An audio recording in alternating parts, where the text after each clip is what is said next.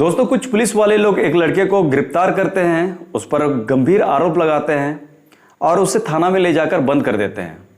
कुछ दिन के बाद उसे कोर्ट ले जाया जाता है पेश करने के लिए। जब कटघरे पर उस लड़के को खड़ा किया जाता है, वहां पर न्याय करने के लिए एक महिला जज थी। जब ये जज इस लड़के को देखती है तो हैरान हो जाती है, भौचक्का रह जाती है, क्योंकि ये लड़का कोई और नहीं था, उस महिला जज का स्कूल का दोस्त था। और इस महिला जज इस लड़के को उस समय पसंद किया करती थी। महिला जज इसलिए भी हैरान थी क्योंकि वो कभी सोची नहीं थी जिसको वो पसंद करती थी उसे इस हालत में अपने सामने एक मुजरिम के तौर पर देखना पड़ेगा और उसका न्याय करना पड़ेगा। दोस्तों, ये कहानी है दिल्ली की। अगर इस महिला जज और इस लड़के के बारे में बात करें तो हमें 10 साल पीछे जाना पड़ेगा, जब ये दोनों स्कूल में थे। इस लड़के का नाम रहता है रितेश और महिला जज जिसका बारे में हम लोग बात कर रहे हैं, जो न्याय करने वाली है, उसका नाम रहता है पूनम। पूनम और रितेश एक ही स्कूल के एक ही कक्षा के छात्र थे। रितेश पढ़ाई में बहुत ही अच्छा था, तेज था, इसलिए वहाँ के टीचर जो थे रितेश को काफ़ी पसंद किया करते थे, क्योंकि जब कभी टीचर उन क्लास के बच्चों को कुछ क्वेश्चन को हल करने के लिए देती थी, बनाने के लिए देती थी, तो सबसे पहले रितेश क्वेश्चन का जवाब तैयार करके टीचर को दिखाया करता था। इसलिए टीचर कभी कभी उसको अपॉर्चुनिटी देती थी कि वो ब्लैक बोर्ड में आए, क्वेश्चन को हल करे और ये हल किया गया सवाल के जवाब को बच्चों को भी एक्सप्लेन करे। तो ये रितेश बहुत ही आसानी से कर दिया करता था, इसलिए टीचर इनको काफ़ी पसंद किया करती थी। अगर हम लोग पूनम की बात करें तो पूनम भी काफ़ी अच्छी थी पढ़ाई में, इसलिए रितेश का और पूनम का साथ अच्छा जमता था। पूनम रितेश को मन ही मन पसंद भी किया करती थी और ये रितेश अच्छे से जानता था, क्योंकि वो एहसास कर रहा था कुछ समय से, क्योंकि वो देख भी रहा था ये चीज़ काम, जिस तरह से वो बिहेव कर रही है, जिस तरह से वो रितेश से मिलने के लिए, उससे बात करने के लिए बहाना मारते थे। रितेश ही गौर कर रहा था कि कुछ समय से वो अपने सहेलियों को टिफिन में ले जाने के बजाय वो रितेश को ले जाया कर रही है। कोई भी सवाल का जवाब हल नहीं हो पाता तो वो टीचरों को पूछने के बजाय वो रितेश को पूछा करती थी। कई समय से वो अपने सहेलियों के साथ घर जाया करती थी, लेकिन कुछ समय से वो घर जाते समय भी वो रितेश को कुछ दूर के लिए जाती और फिर अपना अपना रास्ता वो लोग चल जाया करते थे। तो इन सारे बातों से रितेश को यह महसूस हो रहा था कि कहीं ना कहीं पूनम उसको पसंद करती है। और सिर्फ ये पूनम ही नहीं कर रही थी, रितेश भी उसको पसंद करता था, लेकिन रितेश थोड़ा उससे दूरियां बना कर रखता था, क्योंकि रितेश को पता था कि उसका हैसियत क्या है, वो कैसे फैमिली से बिलोंग करता है। रितेश एक गरीब घर से था, नीचे जाति का था, और वहीं अगर हम पूनम की बात करें, ऊंची जाति की थी और पैसे वाली भी थी। इसलिए रितेश उसको चाहता था, लेकिन कभी भी अपना दिल का बात वो नहीं बता पाया और ये सिलसिला चलता रहा। कुछ दिन के बाद इन लोगों का एग्जाम होता है 10th का, 10th क्वालिफाई कर जाते हैं। अब आता है इन लोगों का कॉलेज का समय। रितेश अपना घर का सामने वाला कॉलेज में ही एडमिशन लेता है, जबकि पूनम, उनके घर वाले पैसे वाले थे, इसलिए उनको पढ़ाई करने के लिए वो दिल्ली भेज देते हैं। जब पूनम दिल्ली में थी तो अपना पढ़ाई के साथ साथ वो जज का भी तैयारी कर रही थी। इसी बीच में जज का वैकेंसी निकलता है, वो फॉर्म भरती है। फॉर्म भरने के बाद कुछ समय बाद ही उसको एग्ज़ाम लिखने के लिए सेंटर गिरता है। वो जाती है सेंटर में, एग्ज़ाम देती है, वहाँ भी क्वालिफाई कर जाती है। इंटरव्यू होता है, इंटरव्यू भी निकाल लेती है। अब उसका जॉब दिल्ली में लग चुका था बतौर जज के तौर पर। पूनम का जब नौकरी लग जाता है, जज बन जाती है, तो कई सारे उसके पास मामला आता है, आपराधिक मामला आता है या झूठा आरोप लगाया जाता है। उन सब का सबूतों के आधार पर वो न्याय करती थी। पूनम कभी ऐसा सोची नहीं थी कि जिसको वो पसंद करती है उसका भी कभी ऐसा मुलाकात होगा मानो कि एक मुजरिम है और उसका न्याय करना पड़ेगा। पूनम उसको पसंद करती थी, कभी वो सोचती थी कि उससे मिलेंगे, बातें करेंगे, अपना दिल का बातें बताएंगे, लेकिन जब कभी वो पढ़ाई करने का दरमियान अपना गांव जाया करते थे तो रितेश से मिलने के लिए अपना गांव से उसका गांव जाती थी, जो कि 3 से 4 किलोमीटर हुआ करता था, लेकिन कभी भी रितेश से मिलना नहीं हो पाया। लेकिन जब आज उससे मिलना हो पाया है, दिल में खुशी ये था कि रितेश से मिलना हो पाया, लेकिन दुख इस बात का था कि वो आज मुजरिम के तौर पर कटघरे पर खड़ा है और उसको न्याय करना पड़ेगा, और न्याय करती भी है सबूतों के आधार पर। जब वो रितेश का मामला देखती है तो उसमें पता चलता है सबूतों के आधार पर कि वो एक घर में घुसा था, छेड़खानी किया, जेवरात, पैसा ये सब लूटा और अपना दोस्तों के साथ वो फरार होने की कोशिश किया, लेकिन उसका दोस्त भाग गया और वो पकड़ा गया। इस तरह से सबूत वो पेश किया गया था। लेकिन जितना भी सबूत पेश किया गया हो, उसके विरुद्ध सबूत क्यों ना था, लेकिन उसको विश्वास नहीं हो रहा था। लेकिन यहाँ पर विश्वास नहीं बल्कि सबूतों के आधार पर उसको न्याय करना था। हालांकि वो न्याय सुनाई, 6 महीना का उसको सजा था और 4 लाख रुपया उस पर जुर्माना डाली। लेकिन उसके बावजूद भी कहीं ना कहीं उसके दिल में ये महसूस कर रही थी कि रितेश कभी ऐसा गलती कर ही नहीं सकता था, क्योंकि पूनम अपना स्कूल के समय पर देख पा रही थी कि किस तरह से वो बच्चों के साथ पेश आता है, किस तरह वो पढ़ाई में अव्वल नंबर लाता था, किस तरह से टीचरों का आदर मान सम्मान सत्कार किया करता था। और अब ये लड़का अब कटघरे पर खड़ा होकर उस पर इल्जाम लगाया गया है। हो सकता है कहीं ना कहीं इस रितेश को फंसाया गया हो, उसका मन में था, लेकिन सबूतों के आधार पर न्याय कर दिया गया। कोर्ट का जब फैसला सुना देती है तो वो परेशान होकर अपना केबिन में जाकर बैठ जाती है। पूनम अपने कर्मचारी को बोलती है कि अभी जिस अपराधी को मैंने सजा सुनाया है उसका नाम रितेश है, क्या आप उसे मेरा केबिन में ला सकते हो?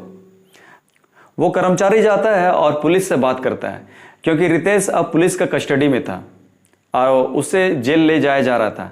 लेकिन उसी समय जाता है और बोलता है कि पूनम मैडम इस मुजरिम से बात करना चाहती है, क्योंकि वो अब मुजरिम करार हो चुका था। पुलिस वाले बोलते हैं कि अगर जज साहिबा इससे बात करना चाहती है तो कुछ समय के लिए आप ले जाओ। अब वो कर्मचारी रितेश को ले जाकर पूनम के ऑफिस में ले जाके छोड़ देता है। पूनम अपने कर्मचारी से बोलती है कि आप बाहर जाओ, मुझे इससे एकांत में बात करना है। तो वो अब पूछती है रितेश से कि मामला क्या है, अगर तुम मुझे विस्तार रीति से बताओगे तो हो सकता है कि मैं तुम्हारी हेल्प करूं, क्योंकि मुझे यकीन है कि तुम्हें कहीं ना कहीं फंसाया गया है।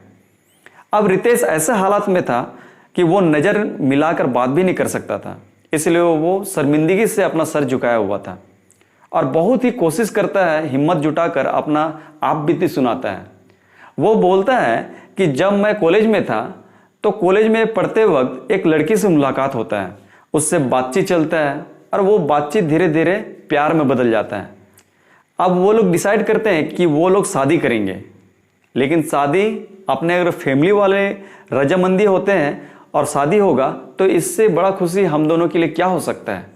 इसलिए वो लोग बोलते हैं एक दूसरे को कि अगर हम अपने फैमिली वाला को बता देंगे तो बहुत ही अच्छा रहेगा। अगर वो लोग राजी हो जाते हैं तो बहुत अच्छी बात है, अगर राजी नहीं भी होंगे तो हम लोग भाग कर शादी करेंगे, लेकिन एक दूसरे के साथ कभी नहीं छोड़ेंगे। इस तरह से वो लोग बोलते हैं, डिसाइड करते हैं। रितेश जाता अपने माता पिता को बताता है तो वो लोग राजी हो जाते हैं। अब दूसरी तरफ वो लड़की जिसका नाम रीता होता है, वो अपने फैमिली वाले से जाकर बात करती है। अब बात करने के दरमियान जब बताती है कि मैं एक लड़के को पसंद करती हूँ, उसका नाम रितेश है और हम लोग एक ही कॉलेज में पढ़ते हैं, तो वो लोग बहुत ज़्यादा खुश हो जाते हैं। रीता के फैमिली वाले लोग इस रितेश के बारे में कुछ जानकारी इकट्ठा करते हैं।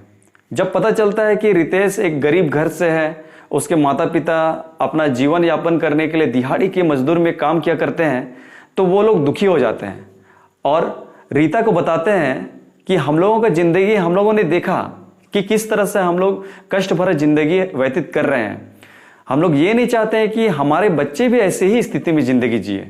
अगर तुम रितेश से शादी कर लोगी तो फिर से हम लोगों का यही ज़िंदगी रिपीट होगा, हम लोग कभी तरक्की नहीं कर पाएंगे।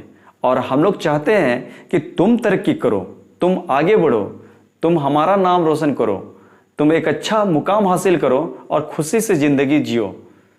अगर तुम इस लड़के से शादी कर लोगी तो ये खुद कभी ज़रूरतों को पूरा नहीं कर पा रहा, तो तुम्हारा कैसे ज़रूरतों को पूरा करेगा। उसके माता पिता के बाद रीता का मन में इस तरह घर कर गया था कि अब वो रितेश से ना उससे मिलना चाहती थी, ना बात करना चाहती थी, ना उसके साथ ज़िंदगी को बिताना चाहती थी। इसलिए एकाएक इस तरह से वो बात करना बंद कर दी। रितेश को कुछ समझ में नहीं आ रहा था कि आखिरकार रीता को हो क्या गया है। अब रितेश भी बहुत ज़्यादा परेशान हो गया था, क्योंकि रीता से ना तो उसका बात हो रहा था, ना मिलना जुलना हो रहा था।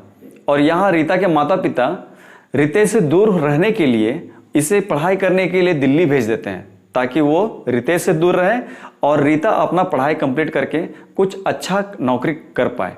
अब रीता वहाँ पर रहती है। कुछ समय के बाद वो रितेश को कॉल करती है, रितेश को बोलती है कि तुम कैसे हो।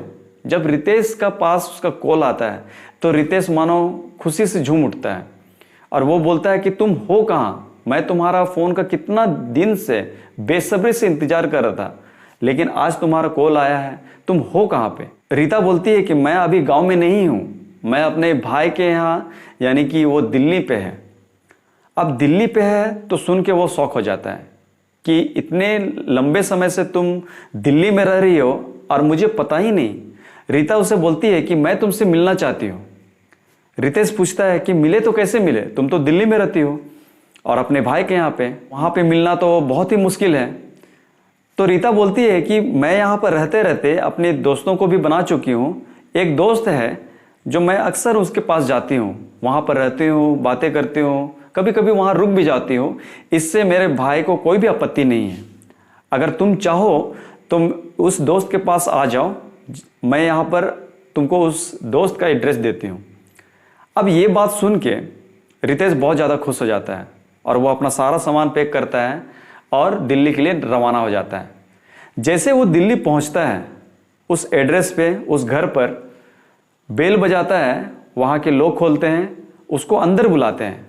जैसे वो रितेश अंदर जाता है, वहाँ के लोग छिटकिनी लगा देते हैं, सामान सारा बिखेर देते हैं और ताबड़तोड़ रितेश पर हमला करने लगते हैं, मारने लगते हैं।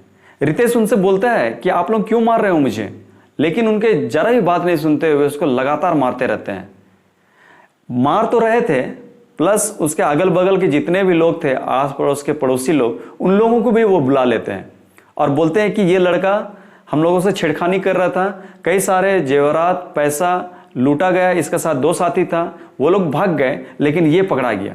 जब ये बात सुनता है उनके पड़ोसी लोग, तो उनके पड़ोसी लोग भी उनको मारते हैं और मारने के बाद पड़ोसी वाले पुलिस को कॉल कर देते हैं। पुलिस मौके वारदात पर पहुंचती है।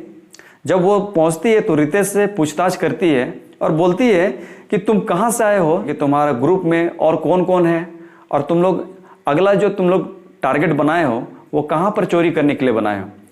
तो ये रितेश बहुत ही नम्रतापूर्वक बोलता है कि सर, मैं कोई चोर नहीं हूँ, मुझे यहाँ पर बुलाया गया था।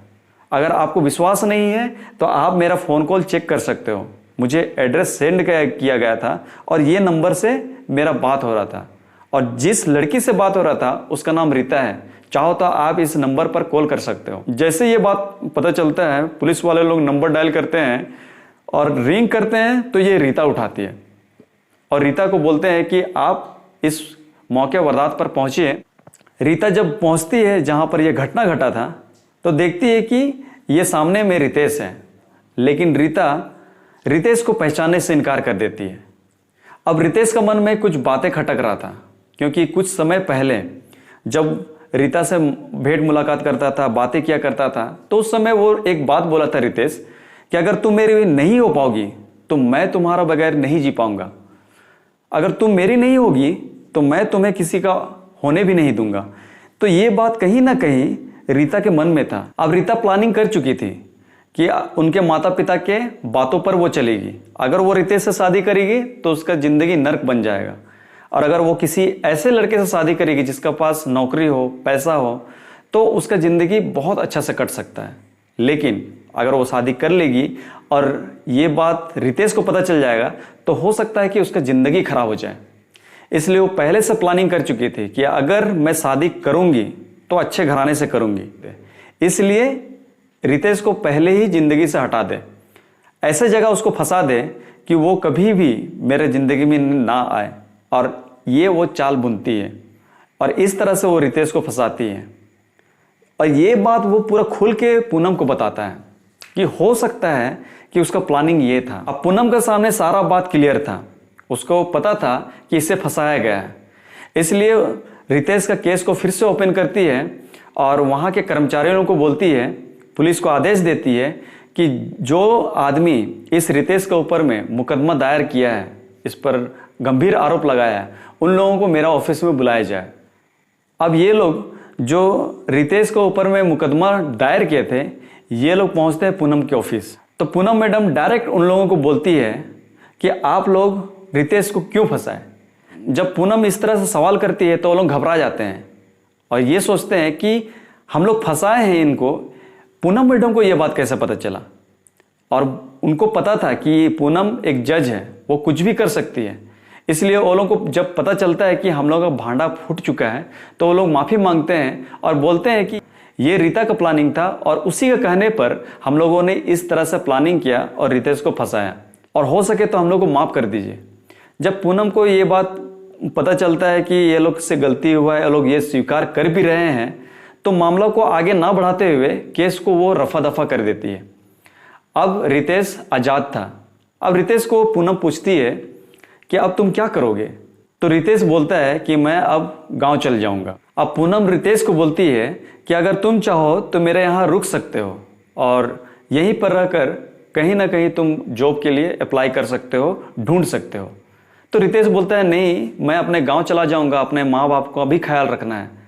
तो पूनम उससे फिर से रिक्वेस्ट करती है, तुम यहाँ रुक जाओ प्लीज़, मुझे तुमसे बहुत सारी बातें करना है, मुझे अपना मन का बात बताना है, क्योंकि मैं बहुत दिन से तुमसे मिलने का कोशिश कर रही थी, प्रयास कर रही थी, लेकिन हर बार असफल हो रही थी मैं।